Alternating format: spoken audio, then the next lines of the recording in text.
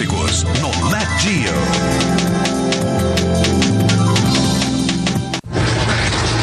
Ela trouxe morte agonizante para milhões de pessoas, abrindo seu caminho através da Europa durante 300 anos. Irrefreável, inevitável, fatal. Ainda hoje, a peste negra é conhecida como dona do inferno. Mas seu horror brutal é apenas parte da história. O restante é contado por aqueles que conseguiram sobreviver. Hoje, objeto de pesquisa científica moderna, esta pestilência antiga está revelando uma herança nunca antes imaginada.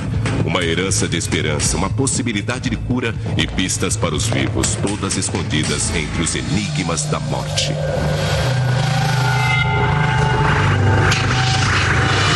Enigmas da morte. Sobreviventes da peste.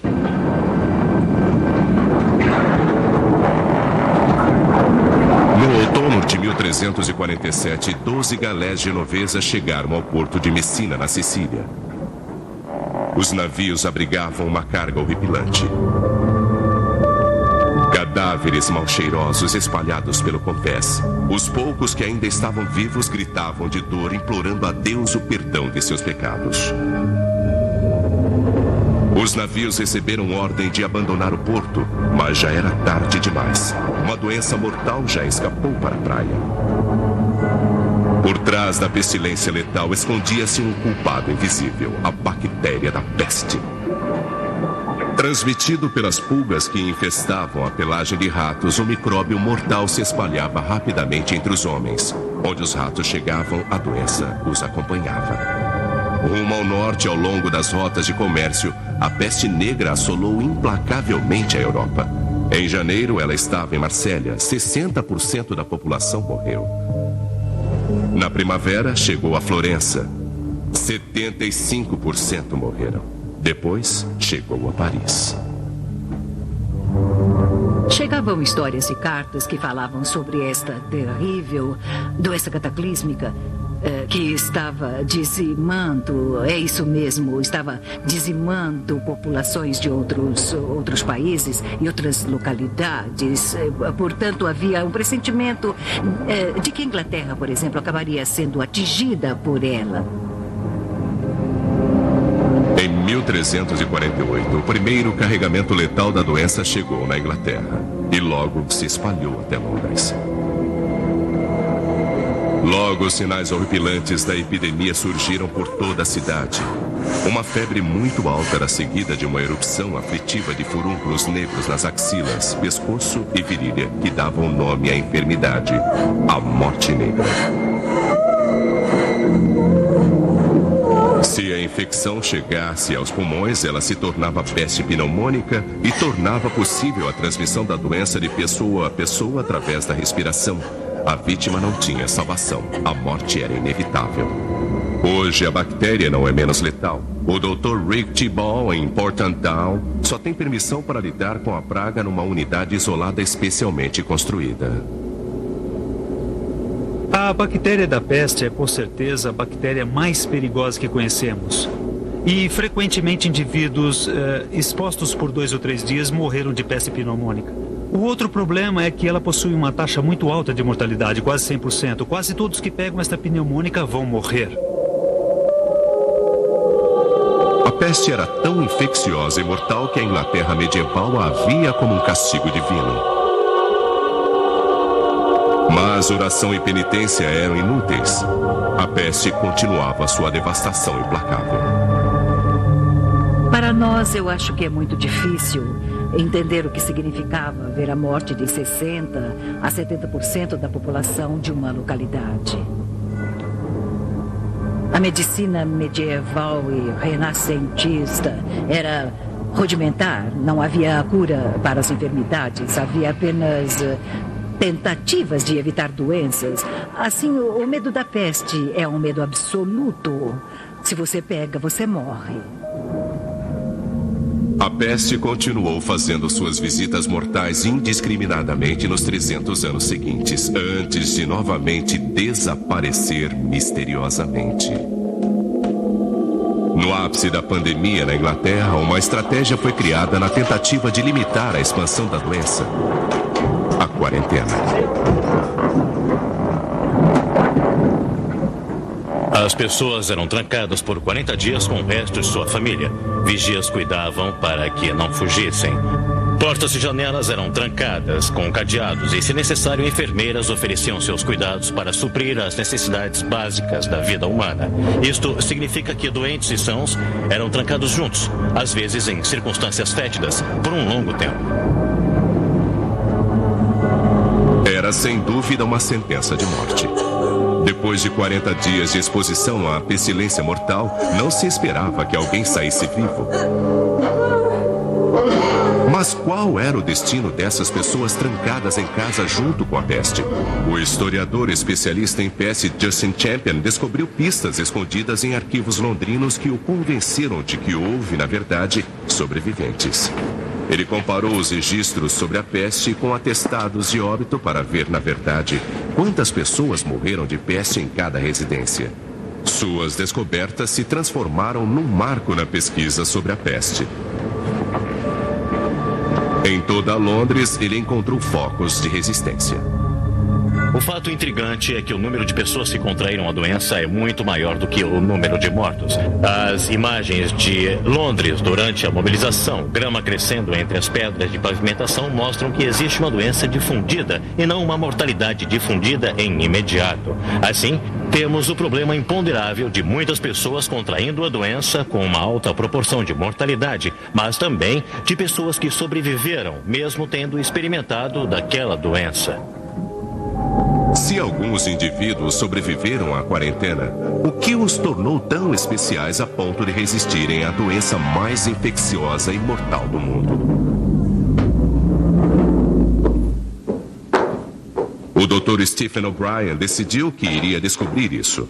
No Instituto Nacional de Saúde, em Washington, O'Brien se dedicou a responder uma única questão. Por que algumas pessoas conseguem resistir a doenças infecciosas enquanto outras sucumbem? O mistério da peste negra era seu desafio mais importante. Acho que todos os cientistas gostam de fazer descobertas importantes e gostam de aprender novas coisas. Mas eu acho que aqueles que conseguem obter os avanços mais importantes são aqueles que não suportam ficar sem entender o que aconteceu. Para conseguir investigar o mistério dos sobreviventes da peste, Stephen O'Brien precisava descobrir uma área atingida pela peste e onde houvesse casos documentados de pessoas que sobreviveram à quarentena. O'Brien acabou descobrindo o que procurava: o povoado de Eyam, em Derbyshire. Eyam tinha uma história bastante singular e isso tornou o povoado o lugar ideal para O'Brien estudar. Escondido em uma região muito alta, longe das principais rotas de comércio da Inglaterra, Eyam poderia ter escapado se não por um corte de tecido.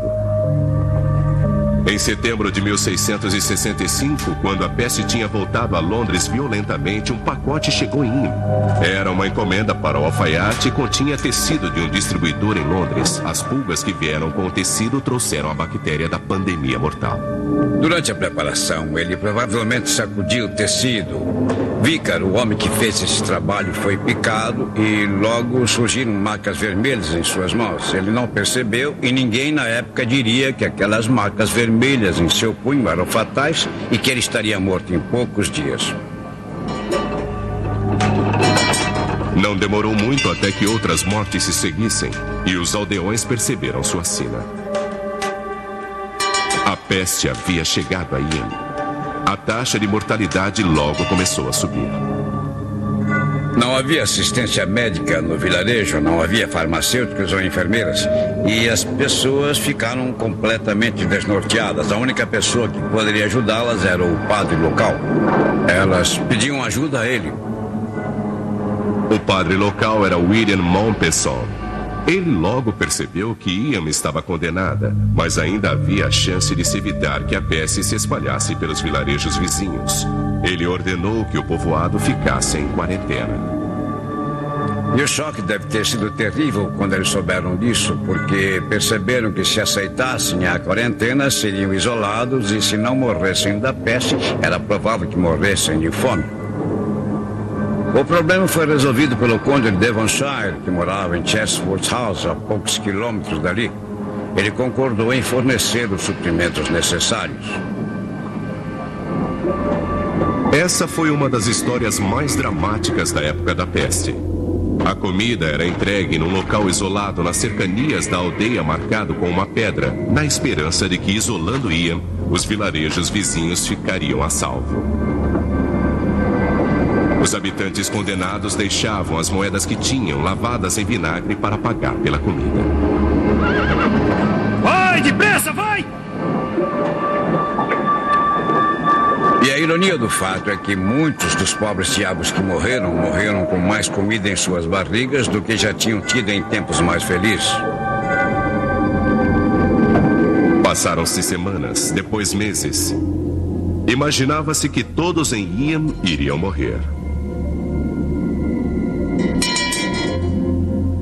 Voltaremos a seguir. Geo. Um ano depois que a peste atingiu Ian, os primeiros forasteiros ousaram se aventurar dentro da vila. O que eles encontrariam depois de um ano de horror? Para seu espanto, eles encontraram sobreviventes. Eles contavam histórias extraordinárias sobre recuperações miraculosas que passaram a fazer parte do folclore da vila. Joan Plant é descendente de um desses sobreviventes. Ela foi criada acreditando que seu vilarejo era especial. Ela se encontrou com Stephen O'Brien e contou a ele a história da vila. Há uma história que fala de um coveiro que, na pressa de enterrar os mortos, arrastou um homem atingido pela peste para fora de sua cama enquanto ele ainda estava quente. Provavelmente ele não sabia a diferença entre inconsciente e morto, eu não sei. Mas ele arrastou o sujeito escada abaixo e na metade da escada o sujeito reviveu. E no fim da escada pediu uma bebida. Supostamente ele estava bem e sobreviveu. Foi isso. Ainda mais incrível é o caso de uma ancestral de Joan, Margaret Blackwell. Já no estágio terminal da doença, Margaret caminhou até a cozinha motivada por uma terrível sede, poucas horas depois de ser deixada para a morte por seu irmão Francis. Ela estava delirando e não sabia onde estava. Ela viu uma jarra sobre a mesa e, achando que era leite, ela tomou, na verdade, gordura, quer dizer, banha de porco. E ela sobreviveu à peste. Ela sobreviveu e há uma importância nessa história, pois talvez a banha de porco a tenha curado. Sei lá, essa é uma das histórias. Será que são apenas contos de fada ou fatos históricos? Quantas pessoas sobreviveram de verdade à peste em Ian? O historiador local John Clifford estava decidido a descobrir. Então resolvemos fazer um teste e analisamos os registros paroquiais que começaram em 1630 e listamos todos que aparentemente estavam vivos em 1665. Nós eliminamos aqueles que morreram na peste e depois procuramos nos registros provas de sobreviventes. Fomos até 1725, 60 anos depois da peste. E descobrimos provas de pessoas se casando, também de pessoas tendo outras causas de morte. Nós obtivemos 433 sobreviventes. Este número surpreendente significou que, embora eles tenham ficado isolados com a pestilência mortal por mais de um ano, metade do vilarejo conseguiu sobreviver. Os cientistas lutaram para entender esse fato. Se tantos habitantes sobreviveram, questionava-se se foi mesmo a peste que atingiu Ian em 1665. Teriam as chagas negras e a terrível sede das vítimas uma outra explicação sinistra?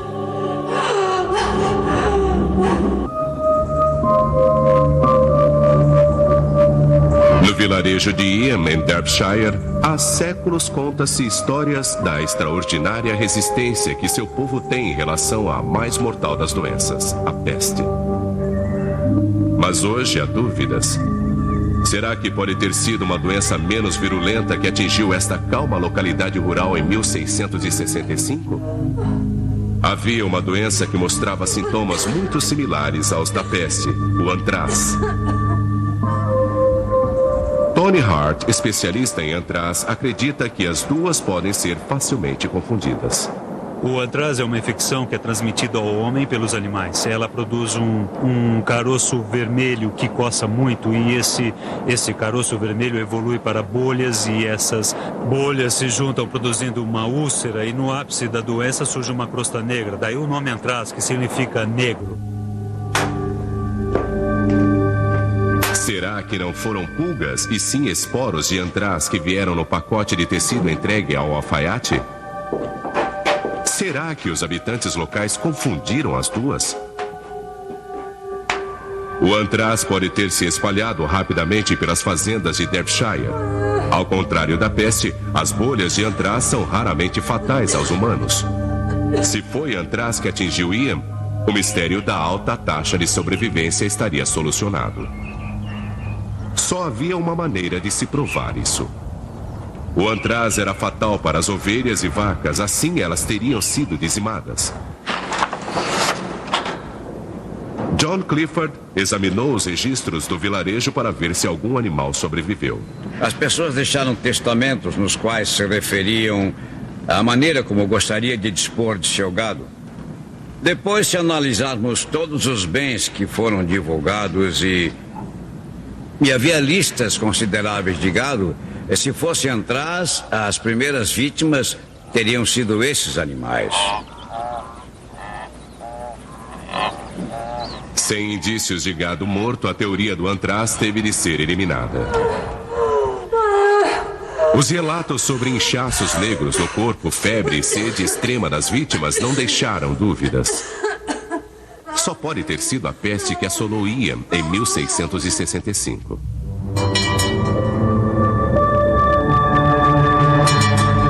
Em Londres, imaginava-se que a esqualidez e a superpopulação das ruas da cidade exerceram papel principal na alta taxa de mortalidade.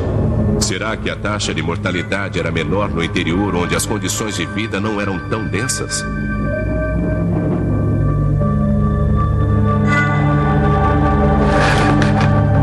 Justin Champion vem estudando os registros londrinos sobre a peste para ver se as condições de vida prejudicadas dos pobres tornavam-nos mais suscetíveis a sucumbir à peste do que vizinhos mais afluentes.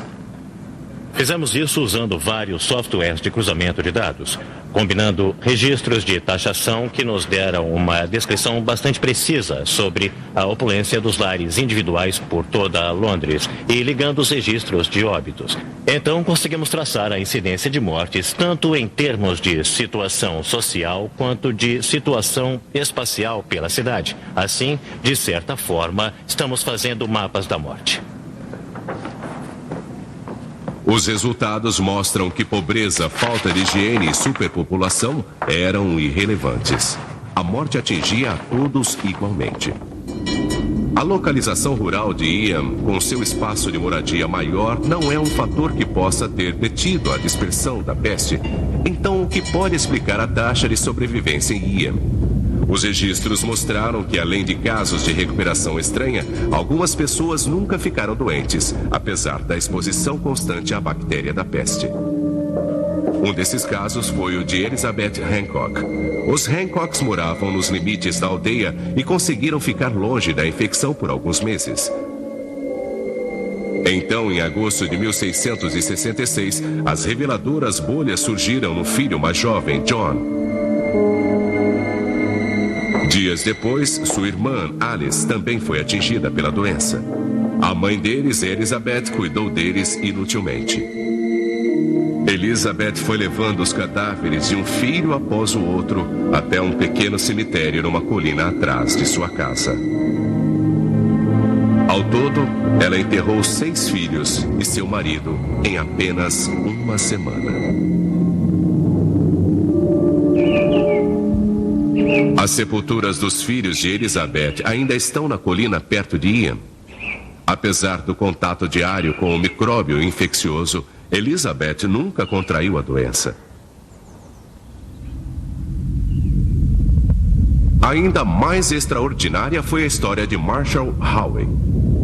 Howe era destemido. Ele se dizia coveiro do vilarejo e visitava as casas dos moribundos, recolhendo todos os objetos de valor antes de colocar os cadáveres em sua carroça. Howe mexeu em muitos cadáveres infectados, mas sobreviveu à peste. Por que algumas pessoas contraíram a doença e outras não? Analisando esses grupos de óbitos, as pessoas sobreviveram. Acho que o mais importante é que temos uma questão imponderável que nossos dados nos apresentam. Por que alguns sobreviveram? Acho que, finalmente, somos forçados a dizer que havia alguma coisa biologicamente diferente nesses grupos que sobreviveram.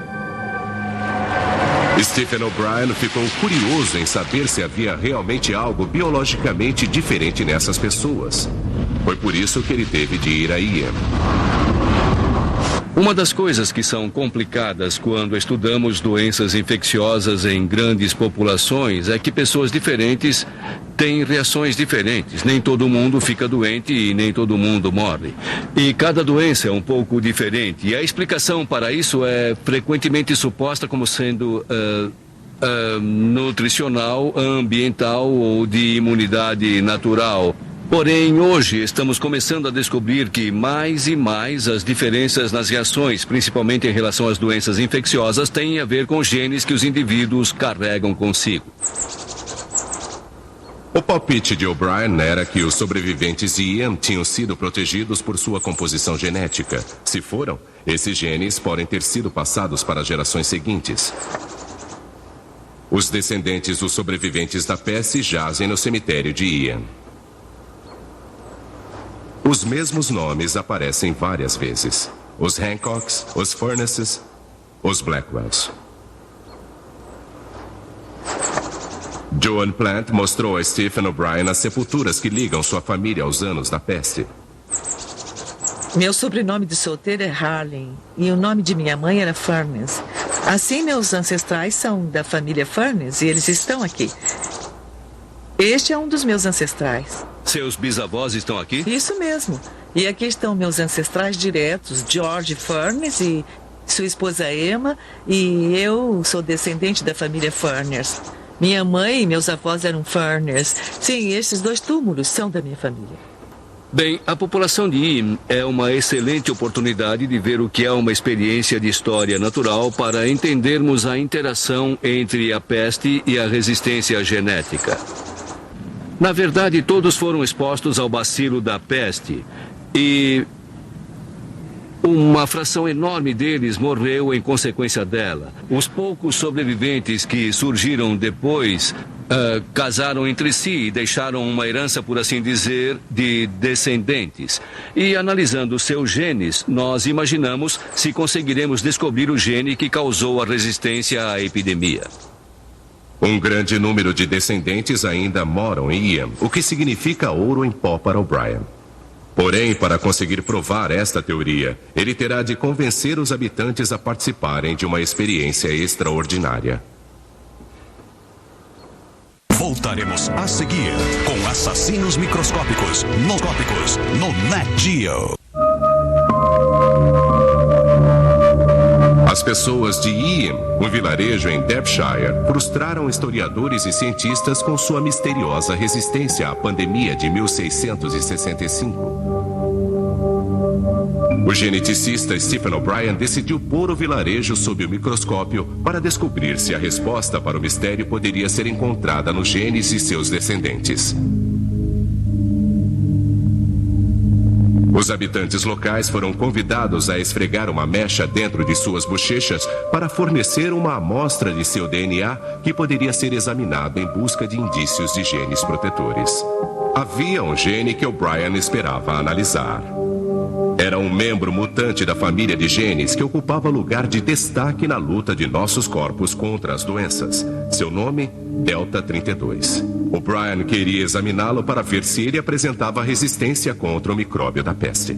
IEM é uma oportunidade maravilhosa para fazer isso, pois como uma máquina de xerox, a sua frequência de genes foi se reproduzindo por várias gerações, sem muita infusão de fora. Assim podemos examinar os descendentes dos sobreviventes da peste bubônica e simplesmente questionar se a mutação deste Delta 32 ocorreu em uma frequência incrivelmente alta. As amostras de DNA coletadas em IEM foram enviadas para a Universidade College de Londres para serem processadas. Se não houvesse gene presente, a teoria de O'Brien iria por água abaixo. Mas se estivessem presentes, uma porta seria aberta para uma nova e extraordinária pesquisa. A possibilidade de que genes protegeram algumas pessoas contra a peste. As amostras foram analisadas por uma equipe em Londres liderada pelo Dr. David Goldstein. Vamos imaginar que, de fato, a mutação do Delta 32 deu mesmo uma certa resistência contra a peste. Nós sabemos que IN foi atingida gravemente pela pandemia e, portanto, se nós hoje temos descendentes dessa população, e se também a mutação do Delta 32 conferiu alguma resistência à peste, então os descendentes do vilarejo estariam enriquecidos com a mutação, porque aqueles indivíduos que têm a mutação seriam aqueles que teriam sobrevivido. A experiência em Ian só poderia acontecer se os habitantes conseguissem provar que são descendentes dos sobreviventes da peste. O'Brien se reuniu com eles para analisar suas árvores genealógicas. Bem, estamos curiosos em saber se o registro dos sobreviventes da peste foi passado a vocês através de seus genes. Joan, você descende da família dos Blackwells. Esta aqui sou eu, meu pai e minha mãe. E vai subindo por aqui até a família Barber, até os Blackwells. Quando Thomas Barber se casou com Hannah Blackwell, subindo para Robert Blackwell e Ruth Sellers, e chegando para sobreviventes da peste Francis Blackwell e Margaret Blackwell. A incrível recuperação de Margaret Blackwell foi durante séculos atribuída à banha de porco que ela bebeu. Mas será que existe uma explicação mais científica? John Hancock é um descendente direto de Elizabeth Hancock, cujo marido e 6 filhos foram vítimas da peste. Nenhuma explicação foi dada para a razão de ela ter sobrevivido sozinha, conseguindo escapar da peste. Seria algum tipo de resistência genética? Se foi um gene que protegeu o povo de Ian contra a peste, como ele conseguiu combater uma doença tão letal? O Dr. Rick Tiball tem tentado achar uma resposta para essa pergunta, explorando a forma pela qual a bactéria da peste ataca as células do corpo humano. Sabemos que para muitos micro-organismos que causam doenças, existe uma interação muito específica entre o micro-organismo e o hospedeiro, uma passagem que permite a entrada do micro-organismo nas células do hospedeiro. Quando as bactérias da peste se infiltram no sangue, o corpo envia um exército de glóbulos brancos para destruí-las. Mas a peste vence o sistema imunológico. Ela invade as células sanguíneas, as mesmas que foram enviadas para combatê-la, e as sequestram para fazer uso delas. As bactérias as usam para pegar uma carona até os nódulos linfáticos, o centro da cadeia de proteção do corpo. Ali elas se manifestam e atacam o sistema imunológico, dando às vítimas poucas chances de sobrevivência. Era esse ataque ao sistema imunológico que tornava a peste tão destrutiva. A teoria era que um gene como o Delta 32 possa bloquear a entrada decisiva nas células humanas e dessa maneira evitar que a bactéria da peste entre no corpo humano.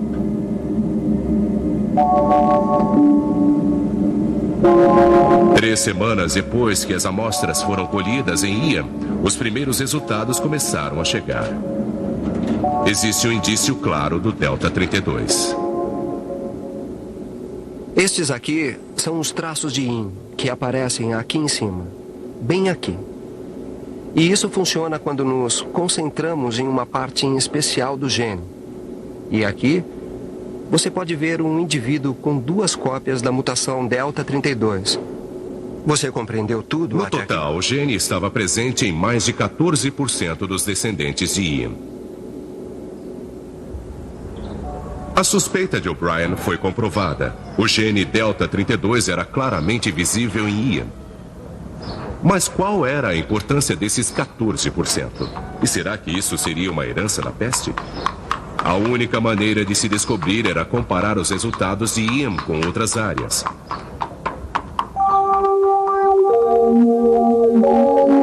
O'Brien convocou um grupo internacional de cientistas para que mapeassem os níveis do gene ao redor do mundo.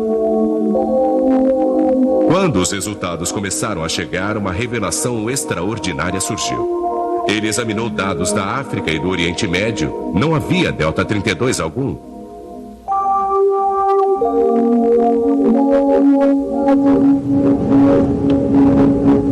O'Brien percebeu que estava na pista de algo grande.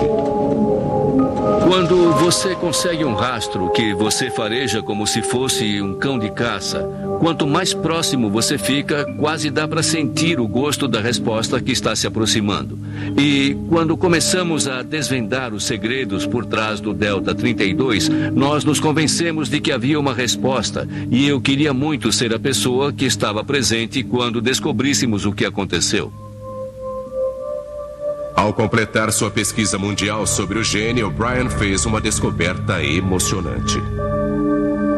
Os níveis do gene encontrado em Ian eram os únicos que combinavam com genes encontrados em outras partes da Europa ao longo da rota da peste negra.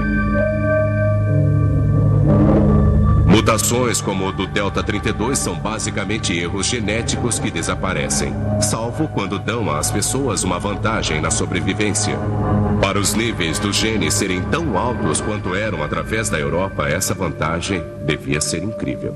Bem, por ora, nós estávamos perfeitamente convencidos de que o Delta 32 era extremamente incomum e que surgiu em ancestrais europeus em nível tão alto e tão rapidamente que a única explicação que combina com todas as informações era uma epidemia de doença infecciosa que teria matado milhões de pessoas por toda a área onde este evento estava acontecendo. O'Brien agora estava convencido de que aquela doença infecciosa epidêmica era, na verdade, a peste negra. A geografia do Delta 32 combinava com a exata expansão da peste. Mas ainda restava uma peça do quebra-cabeças: a data. Se O'Brien e Goldstein conseguissem apontar com precisão a data exata da erupção dramática do gene na Europa, então eles poderiam confirmar se ela foi motivada pela peste. O trabalho levou meses até que eles conseguissem montar uma fórmula matemática. Acho que conseguiremos uma estimativa da era se nós observarmos sinais próximos e observarmos a natureza da associação entre a mutação e a variação em locais próximos. Acho que isso pode dar certo. Só estou um pouco preocupado com as variantes, mas por outro lado, isso pode nos dar uma perspectiva de tempo. Isso vai nos dar dados e certamente estará conectado ao tempo. O'Brien e Goldstein analisaram as amostras do Banco de Dados Mundial de O'Brien. Eles conseguiram, observando minúsculas diferenças entre os genes, retrocalcular a data da mutação original.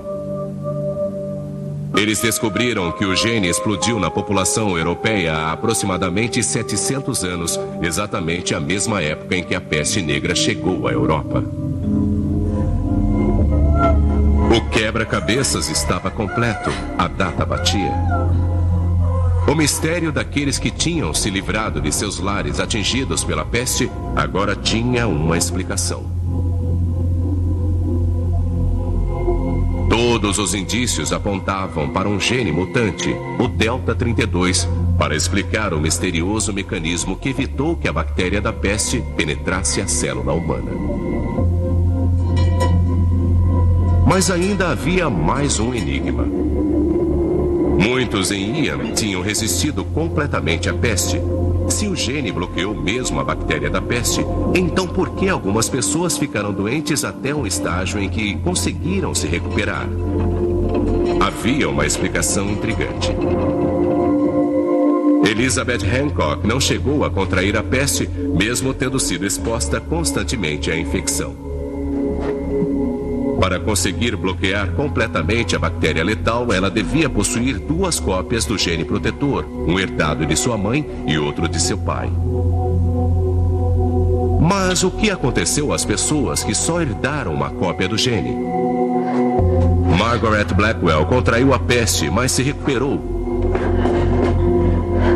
Será que foi porque ela só tinha uma cópia do Delta 32 que permitiu que ela lutasse e vencesse a doença? É possível que indivíduos com apenas uma cópia de Delta 32 tenham atrasado a morte. E, nesse meio tempo, o armamento do sistema imunológico, que participa de muitas batalhas, por assim dizer, pode estar preparando uma reação suficiente para eliminar a bactéria de forma que o indivíduo, na verdade, sobreviva ao invés de morrer. Agora, a prova era cabal de que esse pequeno erro genético chamado de Delta 32 protegeu gerações de famílias contra a peste. Porém, ainda há uma reviravolta mais extraordinária na história do Delta 32. Que outra herança salvadora esses sobreviventes europeus passaram para seus descendentes?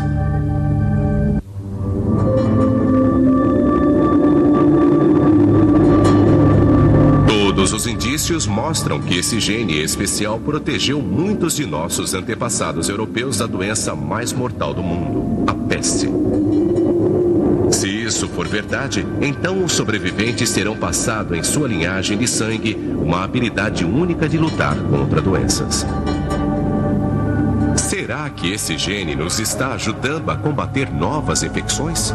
Existe uma doença na qual cientistas começam a perceber paralelos arrepiantes com a peste negra, o pesadelo dos tempos modernos, a AIDS. São Francisco, 1980. Uma quantidade de gays nunca antes vista ocupou as ruas para celebrar seu modo de vida. As pessoas não têm mais vergonha de ser homossexuais. Foi um evento de euforia.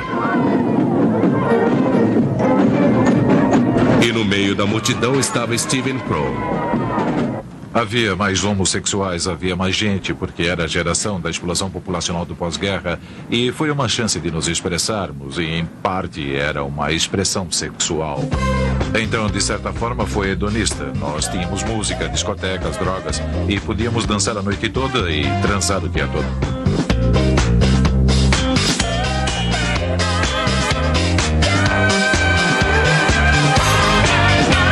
Mas os médicos já tinham percebido sinais de uma misteriosa e chocante nova doença que afetava os homossexuais masculinos.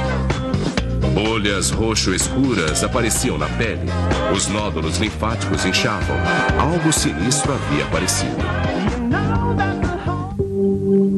Steve Crown estava longe de notar o surgimento dessa ameaça. Para ele e seu círculo de amigos, as tardes de lazer na Califórnia não seriam jamais incomodadas por uma doença obscura. Então seu namorado Jerry ficou doente. Ninguém sabia o que era. E aquilo foi um pesadelo emocional. Ele ficou 15 meses doente e nunca houve um diagnóstico. Ele foi alguém que ficou cego, que perdeu 15 quilos, que teve citomegalovírus no fígado e se submeteu a todos os tipos de exames terríveis. Era um mistério a repentina mudança de uma pessoa que tinha 34 anos de idade, era saudável, atlético, bonito e cheio de vida, que de repente se tornou um velho de 85 anos. Você continua mantendo esta imagem positiva da pessoa saudável até que finalmente você se dá conta. E, para ser honesto, foi um astrólogo que me disse que ele ia morrer, nunca um médico. Jerry morreu no dia 4 de março de 1982. Ele foi a 5ª pessoa nos Estados Unidos a morrer da doença que ficou conhecida por AIDS. A comunidade de São Francisco continuou a se divertir alegremente, inconsciente de que a doença se espalhava através de um vírus letal. Crown assistiu horrorizado à devastação de seu círculo de amigos. Não dá para processar quando muita gente morre ao mesmo tempo. Íamos a enterros, sabe, todos os meses, todos os anos. Eu talvez tenha perdido durante uma década aproximadamente 70 ou 80 amigos. Estamos falando de muitos enterros, muitas homenagens, e não sobrou ninguém. Nas 2 últimas décadas, mais de 18 milhões de pessoas morreram de AIDS no mundo todo. O culpado, o vírus HIV, tornou-se o maior assassino no mundo ocidental desde a peste negra. Como a peste, a AIDS devasta o sistema imunológico e como a peste também havia um mistério. Algumas pessoas pareciam ser mais capazes de resistir ao vírus do que outras. O'Brien ficou fascinado com esses paralelos. Comparando as duas doenças, O'Brien descobriu que o vírus HIV estava atacando o sistema imunológico da mesma maneira que a peste.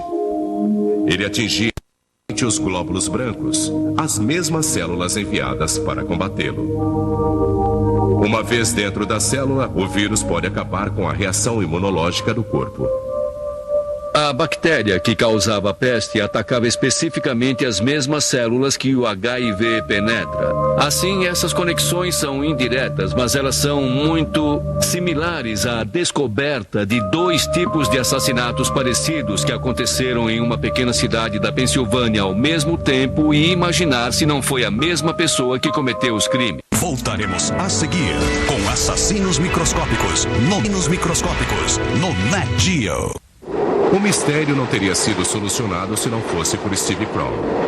Chocado com a perda de seu namorado e de seus amigos, Kroll se convenceu de que cedo ou tarde ele também contrairia a doença. Seu estilo de vida não tinha sido diferente do de seus amigos, então por que ele seria especial? A única outra experiência que você pode imaginar, onde todos os seus amigos da mesma idade morrem, seria na guerra, quando o seu pelotão é dizimado.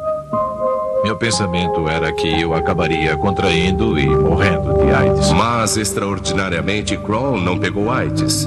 Exame após exame mostrava o mesmo resultado, negativo para HIV.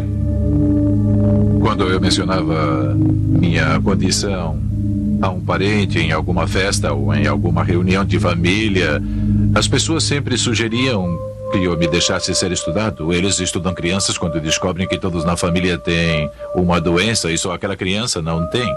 Se estudam essas crianças, por que não estudariam você? E eu pensei, nossa, isso faz sentido, por que não me estudariam?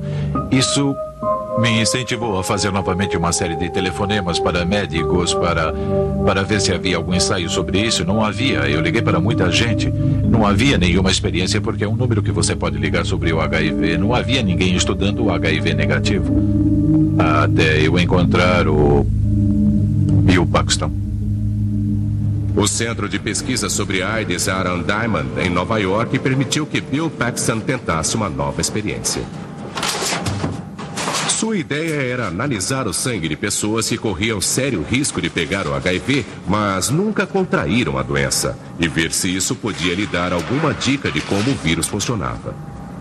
Ele estava procurando sangue de pessoas como Steve. O centro não possuía estudos sobre pessoas que tinham sido expostas ao vírus, mas que continuavam negativas. E estando em Nova York, sabíamos que elas existiam e que as conheceríamos. Paxton pegou uma amostra de sangue de Kroll e a bombardeou com vírus HIV 3.000 vezes a quantidade necessária para que uma célula fosse infestada.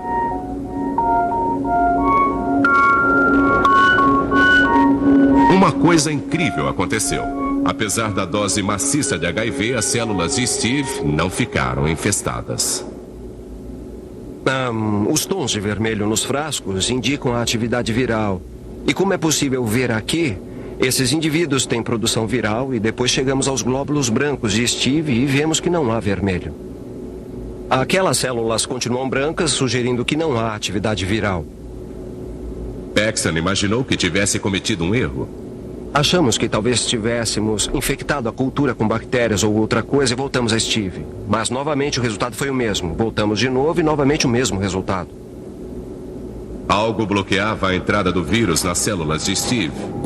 Mas o que seria aquilo? Se Paxton conseguisse descobrir isso, ele conseguiria desvendar o maior mistério da AIDS. Por que algumas pessoas são resistentes à doença? Analisando o DNA, Paxton viu algo surpreendente. Ao contrário das pessoas infectadas por HIV, as células de Steve tinham um mecanismo de bloqueio. O vírus simplesmente não conseguia penetrar as células. Exames subsequentes confirmaram que isso era causado por um gene mutante. Era o Delta 32. Havia uma explicação indiscutível para o fato de Kroll nunca ter pego o HIV. Não foi simplesmente sorte. Foi o gene mutante Delta 32 que havia sido passado a ele por seus antepassados europeus. Eu aceitei isso de uma maneira cuidadosa, mas com certeza era emocionante poder contar à minha família que eu nunca ia pegar AIDS. Pelo menos para mim, essa foi a primeira reação que tive. Acho que por mim, por meus sobrinhos, sobrinhas e minhas irmãs, que não terão de passar por aquilo que eu vi outras famílias passarem. Acho que essa é a maior vantagem. O'Brien rapidamente entrou em ação. Ele analisou seu banco de dados com Delta 32 e descobriu resultados que surpreenderam a comunidade científica. Todas as pessoas com uma cópia de Delta 32, 1/5 da população, mostraram uma protelação no desenvolvimento da AIDS se elas fossem infectadas com HIV. Os dados mostram que 1% das pessoas na Grã-Bretanha e nos Estados Unidos, quase 3 milhões de pessoas têm 2 cópias de gene como Stevie Crone, dando-lhes potencialmente uma total resistência à AIDS. A explicação era realmente muito simples. Essas pessoas não têm a porta de entrada para que o HIV entre e, portanto, mesmo que sejam expostas repetidamente, elas não se infectarão. E esta era a primeira restrição genética que foi descoberta contra a doença infecciosa nos humanos, e isso era uma coisa grandiosa.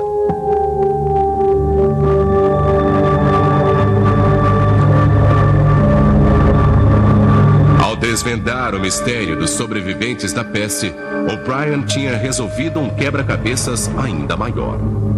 Ficou claro que os sobreviventes da peste que acometeu a Europa tinham passado a seus descendentes proteção contra a mais temida assassina de nosso tempo, a AIDS. A descoberta do papel do Delta 32 na proteção do corpo contra o vírus da AIDS abriu um novo caminho para a pesquisa e para o desenvolvimento de formas de curas. O trabalho de investigação genética de O'Brien valeu a pena.